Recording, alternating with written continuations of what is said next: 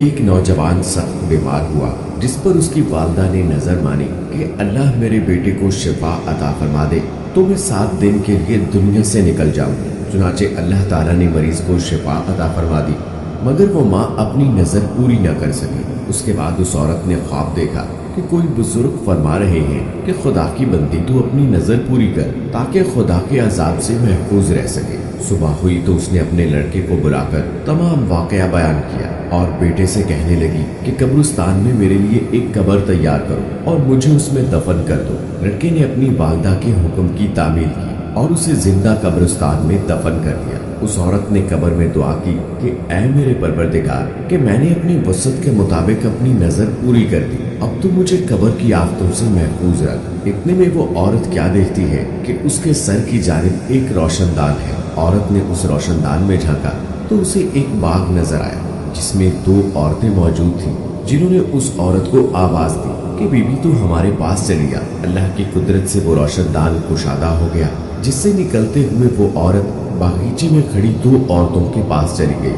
باغ میں جا کر اس عورت نے دیکھا جس پر وہ دونوں عورتیں بیٹھی ہیں۔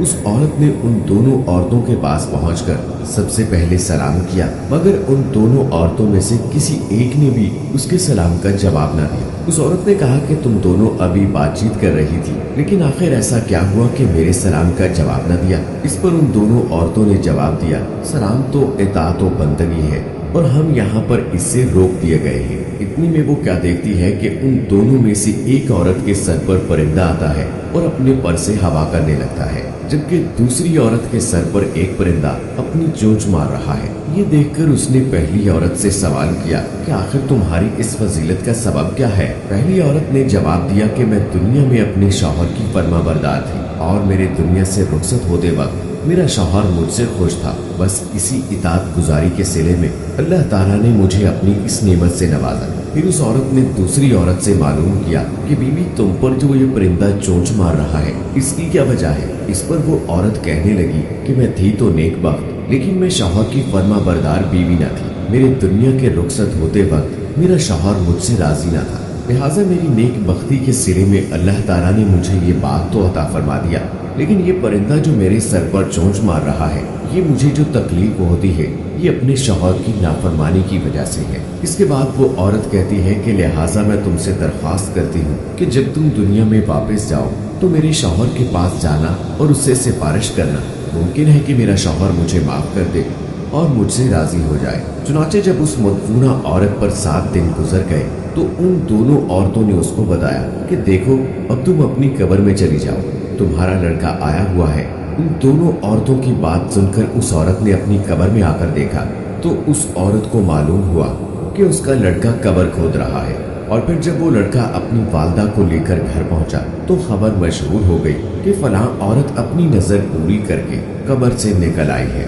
یہ خبر سنتے ہی تمام لوگ اسے ملنے کے لیے آنے لگے، جن میں اس عورت کا شوہر بھی شامل تھا جس نے اس عورت کو اپنے شوہر سے سفارش کرنے کا کہا تھا۔ اس عورت نے دوسری عورت کے شوہر کو اس کی بیوی کے بارے میں بتایا اور اس سے سفارش کی، جس پر اس نے اپنی بیوی کے قصور کو معاف کر دیا۔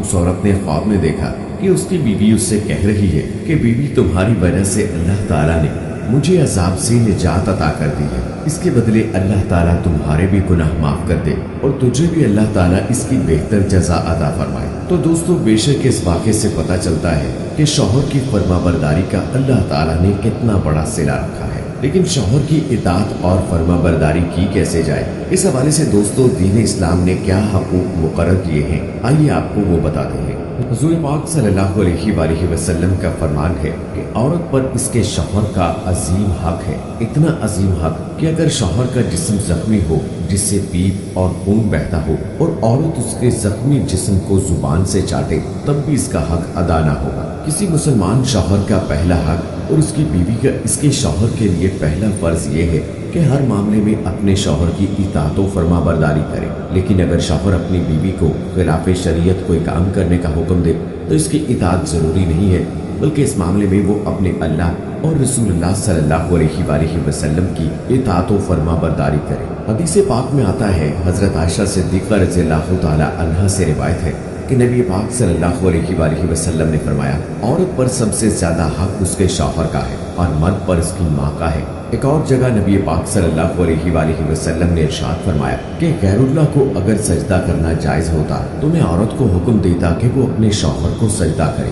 شوہر کی اطاعت کے حوالے سے نبی پاک صلی اللہ علیہ وآلہ وسلم نے فرمایا کہ جو عورت 5 وقت کی نماز پڑھے، رمضان کے روزے رکھے، اپنی عزت کی حفاظت اور شوہر کی اطاعت کرے تو وہ جس دروازے سے چاہے جنت میں داخل ہو جائے۔ ایک جگہ ارشاد فرمایا جو عورت اللہ کی اطاعت کرے، شوہر کے حقوق ادا کرے، اسے نیک بنانے کی کوشش کرے، اپنی عصمت کی حفاظت کرے اور شوہر کے مال میں خیانت نہ کرے تو اس کے اور شہیدوں کے درمیان جنت میں 1 درجے کا فاصلہ ہوگا۔ اگر اس کا شوہر نیک اور ایمان والا ہوگا تو وہ جنت میں بھی اس کی بیوی بنے گی، ورنہ شہداء میں سے کوئی اس کا شوہر بنے گا۔ رسول اللہ صلی اللہ علیہ وآلہ وسلم نے فرمایا کہ شوہر کا بیوی پر حق یہ ہے کہ وہ شوہر کی اجازت کے بغیر اس کے گھر سے باہر نہ جائے، اور بیوی کا فرض ہے کہ وہ شوہر کے سامنے زبان درازی نہ کرے اور نہ شوہر کے رشتہ داروں سے لڑائی جھگڑا کرے۔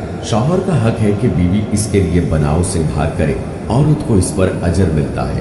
بیوی کو چاہیے کہ جب شوہر پر کوئی مصیبت یا پریشانی آ جائے تو اپنے شوہر کو تسلی دے، جیسے اچھے وقت میں اس کے ساتھ تھی اسی طرح شوہر کے برے وقت میں بھی اس کا ساتھ دے۔ بیوی کا فرض ہے کہ وہ شوہر کی عدم موجودگی میں اس کے گھر اور تمام مال و متاع کی حفاظت کرے، اس کے ساتھ اپنی اور اپنے شوہر کی عزت و آبرو اور نسبت کی بھی مکمل حفاظت کرے۔ سورہ روم میں اللہ تعالیٰ کا ارشاد ہے کہ نیک عورتیں شوہر کی عدم موجودگی میں اس کے گھر، اس کے مال و متاع، اس کی عزت و آبرو اور نسبت کی بھی مکمل حفاظت کریں۔ شوہر کے گھر کی حفاظت اور اس کے مال و متاع کی اس طرح حفاظت کہ اس کے مال کو بے جا خرچ نہ کرے، فضول خرچی نہ کرے، اس کا مال کسی اور کو نہ دے، اسلام نے یہ عورت کی ذمہ داری قرار دی ہے۔ شوہر کو جس کا گھر میں آنا ناپسند ہو اس کی اجازت کے بغیر نہ آنے دے۔ بیوی کو چاہیے کہ وہ شوہر کو حرام کمائی سے بچنے کی ترغیب دے۔ بیوی کو چاہیے کہ وہ شوہر کو بدسلوکی یا غربت کی وجہ سے حقیر نہ سمجھے۔ عورت پر یہ بھی فرض ہے کہ وہ شوہر کی ضروریات کا مناسب خیال رکھے، حتیٰ کہ شوہر کی اجازت کے بغیر نفلی روزے نہ رکھے کہ اس سے شوہر کو ایک حد تک تکلیف اور پریشانی ہو سکتی ہے۔